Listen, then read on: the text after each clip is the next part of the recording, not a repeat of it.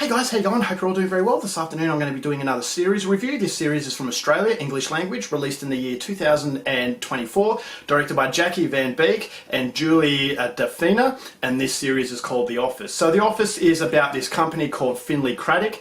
The boss, Hannah Howard, she is desperate to avoid her office going remote. Basically, working from home seems to be a more popular option, but she's desperate to keep the office environment, so she is going to try and earn money in order to prove that it's more productive to work from the office. And so what ensues is basically a comedy of errors, and how that unfolds is something you're going to have to find out for yourself, because that's as far as I'm going with my synopsis. Now my thoughts on The Office. Now this is a remake of Ricky Gervais and Stephen Merchant's comedy masterpiece The Office, and since then it has been remade by numerous countries. Now the more recognised remake is the American version. Now I absolutely love the English version and I love the American version for two very different reasons. Number one, the UK version is more realistic. You kind of know a boss who is a little bit of an idiot like Ricky Gervais, but then you've got the US version that I actually felt as though that was a lot more replayable, because that was much more of a caricature, sort of exaggerated version of that British original. And so I really like both of these these versions. And so a lot of people absolutely love the versions, and so coming into the Australian version of The Office, I thought as though this is was going to be on a hiding to nothing, that this show was never going to stand a chance even before it aired its trailer.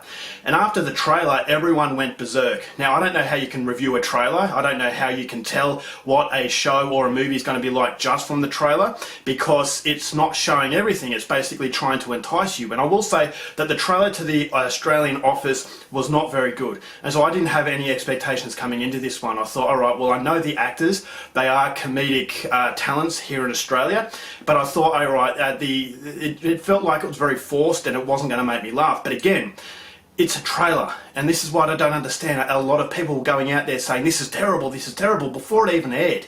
Now this is a trailer, and so you cannot review a trailer properly, and you cannot get a grasp of how a movie or how a series is going to be. So I just think that's absolutely ridiculous, and that's why I don't review trailers. And so reactions to trailers, as I said, it's something that is a taste tester for the real thing. So I had hesitations. I won't lie that I actually thought this was going to be really bad, because a lot of Australian comedies out there lately have been pretty bad. But after watching the Australian Office, I will say that I am one of the very few who really enjoyed this show. I will say that there are issues with this show that I'll go into a little bit later, but what I really liked about this is that it does have a different sort of spin, and it's really up to today's times with remote working out of the office. And so it's something that since COVID we can all relate to. It's especially if you've been working in an office space, and it's that working from home and working from the office, and how the contrasting differences. Some people prefer working at home, some people prefer working in the office. So that fight that this boss Hannah Howard has, I actually thought it was actually relevant, so I really liked that. And so it was a different kind of take on The Office. In the American version and the British version, they're trying to save the company itself, but in this it's a little bit different, so I like that. I thought Hannah Howard as the boss, now this is the first female version, and a lot of people out there were saying that this is a woke comedy. That's absolutely ridiculous. Again, I'm getting really sick of the term woke and leftist humour. Humour is subjective. Just because you don't like it, it doesn't mean it's wrong, it doesn't mean it's politically correct, it just means that it's not for you. So I was going to give this every opportunity. I'm glad I did, because I actually laughed out loud more than once, and that's something that surprised me. At the first episode of this show I thought, alright, well this has been unfairly criticised because it's actually pretty good, but then it just got better and better. My favourite episode was featuring a reptile park that I'm not going to give anything else away, but I really liked that episode because it really symbolised what Australia is all about, and I thought as though it was actually fairly well written for the most part. I thought Hannah Howard's character is exaggerated, but then again so is Michael Scott compared to David Brent. The American version is exaggerated, and so this is exaggerated to a point where it is a caricature, but that's what The Office is about. The original was more realistic, but the rest of them have been that exaggerated sort of version to create a sense of difference, and a difference is definitely what the Australian version of The Office created. So the episodes are only 20 odd minutes long, which is the case with all the other American and the British version, and so it never outstayed its welcome. It really got to the point, and I thought as though, okay, some parts didn't work, but the majority of parts I was surprised by how much I enjoyed. And so that's a very, very unpopular opinion. Everyone seems to get on the bandwagon. As soon as some, influential comedians out there say that something's bad, everyone jumps on the bandwagon. Regardless of what you think, you can't be seen as going against the people that you love, and so you have to criticise something. But for me, I'm brutally honest, and I will say that this is nowhere near as bad as I thought it was going to be.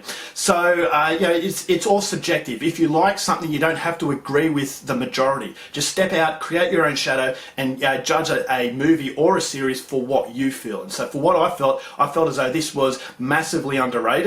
It was a lot more enjoyable than I thought, and it just goes to prove that you cannot judge something off a trailer. The trailer wasn't very good, but for series like The Office, you need to have context, you need to have build-up, otherwise it just won't work. And so if The Office American version and the British version had trailers, it really wouldn't work either. And so I just thought as that was a mistake, the way that they did the trailer. But I will say, thankfully, the actual series is a lot better than the trailer would suggest. If I have issues with this show, I actually thought the supporting characters were actually fairly forgettable.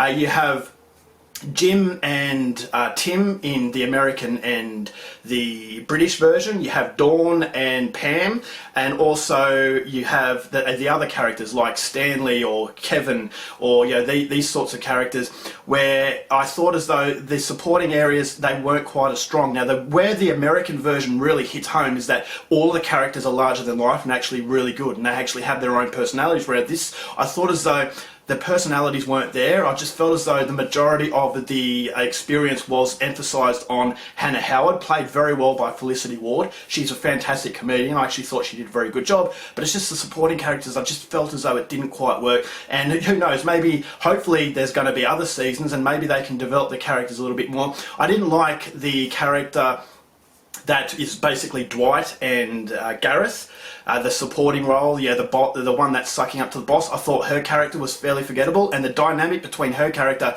and Jim and Pam, the pranks that they all played on each other, the pranks weren't as frequent as I really wanted them to be.